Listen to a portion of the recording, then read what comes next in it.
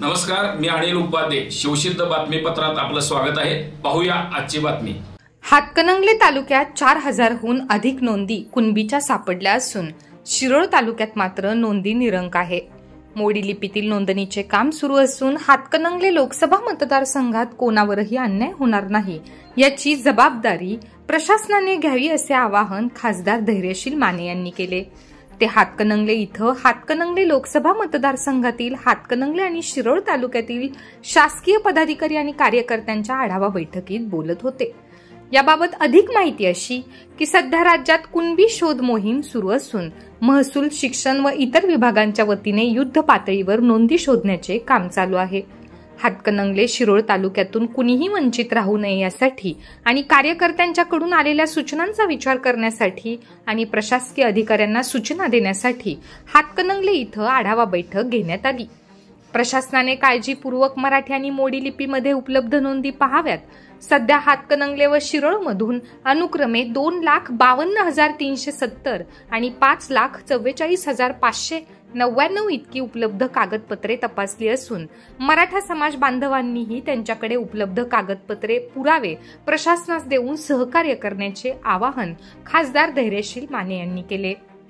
यावेळी बोलताना खासदार माने म्हणाले, शासनाच्या धोरणानुसार सध्या प्रशासकीय स्तरावर उपलब्ध कुणबी नोंदीची शोध घेतली जात असून हातकणंगले शिरोळ तालुक्यातून एकही कुणबी नोंद वंचित राहणार नाही याची जबाबदारी प्रशासनाने घ्यावी.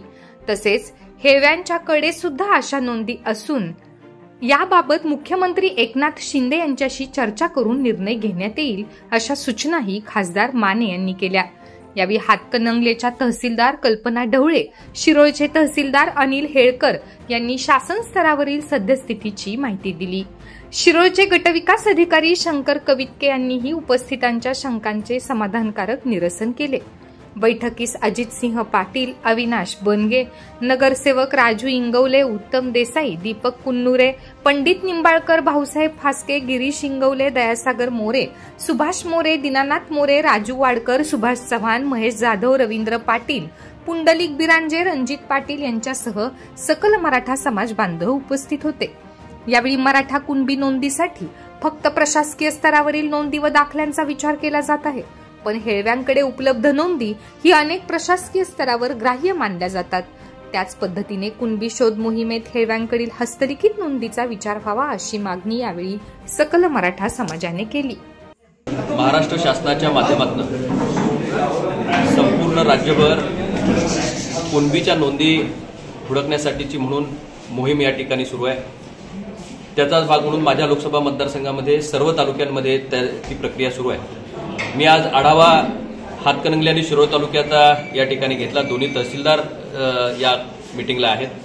सर्व विभागाचे प्रमुख अधिकारी त्यामध्ये आहेत आणि निव्वळ महसूलच्या आपण हातकणंगले तालुक्याची माहिती घेतली तर 5,44,599 इतक्या कागदपत्रांची तपासणी महसूल विभागानं आतापर्यंत केली आणि त्यामधनं 4,086 नोंदी या ठिकाणी आपल्याला प्राप्त झालेल्या आहेत. त्याचबरोबर अजून एक 2-3 गावांच्या नोंदी महसूल विभागाच्या ज्या आहेत त्या अंडर या ठिकाणी तपासणी चालू आहे. शिक्षण विभागाकडून काही 200-250 नोंदी या ठिकाणी प्राप्त झाल्यात. अजून मोडी लिपीतल्या काही नोंदी शिक्षण विभागाकडून तपासायचं काम त्या ठिकाणी चालू आहे. त्याचबरोबर शिरोळ तालुक्याचे सुद्धा या ठिकाणी तहसीलदार साहेब आहेत. त्यांच्या तालुक्यामध्ये 2,52,370 नोंदी आतापर्यंत या ठिकाणी त्यांनी तपासल्या. अजून त्यांच्या मोडी लिपीतल्या आणि इतर या ठिकाणी नोंदी आणि इतर अलाइड जे डिपार्टमेंट्स आहेत, कारण नुसतं महसूलच नाही, सर्व डिपार्टमेंटचा डाटा अजून कंपाईल करायचा आहे. त्यामध्ये शिक्षण विभाग असेल, जेलचा विभाग असेल, समाज कल्याणचा विभाग असेल, भूमी अभिलेख असेल किंवा आरोग्य विभाग असेल, या सर्व पुरातत्व विभाग असेल, अशा शासनाच्या विविध विभागामध्ये शासनानं डायरेक्शन दिले की कुठल्याही विभागामध्ये नोंद सापडली तर त्याचा डाटा या ठिकाणी ग्राह्य धरण्यात यावा. पण आतापर्यंत शिरोळ तालुक्यामध्ये निरंक अशा पद्धतीनं मला तहसीलदार साहेबांनी आता आकडेवारी त्या ठिकाणी दिली. मी त्यांना सूचना दिलेत की इतर सर्व विभागाची मागणी तपासणी करून जास्तीत जास्त लोकांना यामध्ये न्याय कशा पद्धतीने मिळेल, योग्य पद्धतीचा न्याय कशा पद्धतीने मिळेल याची खबरदारी या ठिकाणी घ्यावी. एकही माणूस जो त्याच्यासाठी पात्र आहे तो या ठिकाणी त्यापासून वंचित राहता कामा नये याची खबरदारी प्रशासनानं घ्यावी, अशा पद्धतीच्या सूचना मी या ठिकाणी दोन्ही तहसीलदारांना या ठिकाणी दिलेल्या आहेत. आणि येणाऱ्या काळामध्ये हातकणंगले असेल, शिरोळ असेल, पन्हाळा असेल, शेववाडी असेल, मी प्रत्येक तालुक्यामध्ये वाळवा शिराळ्यापर्यंत माझ्या लोकसभा मतदारसंघामध्ये प्रत्येक तालुक्याचा आढावा त्या ठिकाणी घेणार आहे. आणि ज्याला कुणाला स्वतःच्या नोंदी कुठेतरी जुन्या सापडल्या असतील किंवा काही कागदपत्र असतील त्यांनीही ती कलेक्टरांच्याकडे नेऊन खातरजमा करून घेतली तर त्यालाही त्यामध्ये इन्क्लूड करण्याचा निर्णय या ठिकाणी शासनानं घेतलाय.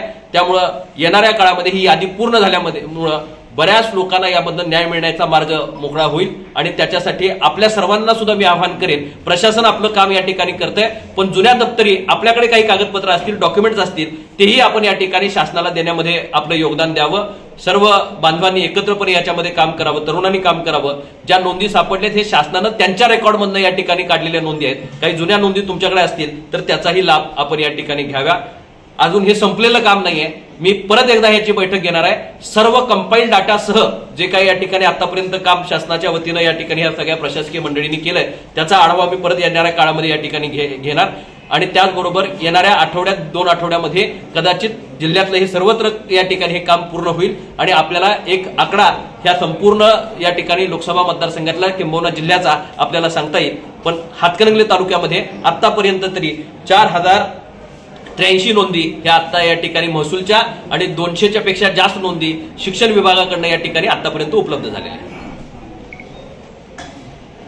सकल मराठा समाजाच्या बांधवांनी एक प्रश्न आता उपस्थित केला की ज्याच्यामध्ये हेळव्यांच्याकडे पूर्वीच्या नोंदी आहेत आणि त्या नोंदी सुद्धा शासनानं ग्राह्य धराव्यात अशा पद्धतीची मागणी मला या ठिकाणी केलेली आहे. मी सन्माननीय मुख्यमंत्र्यांच्या पाशी हा विषय या ठिकाणी घेऊन जाईल. हा गंभीर विषय आहे, कारण हेळव्यांच्याकडे पूर्वीच्यापासूनचं रेकॉर्ड त्या ठिकाणी असायचं आणि ते वर्षानुवर्ष पिढ्यानपिढ्या त्या ठिकाणी ते जतन करण्याचं काम त्या ठिकाणी ती मंडळी करतात.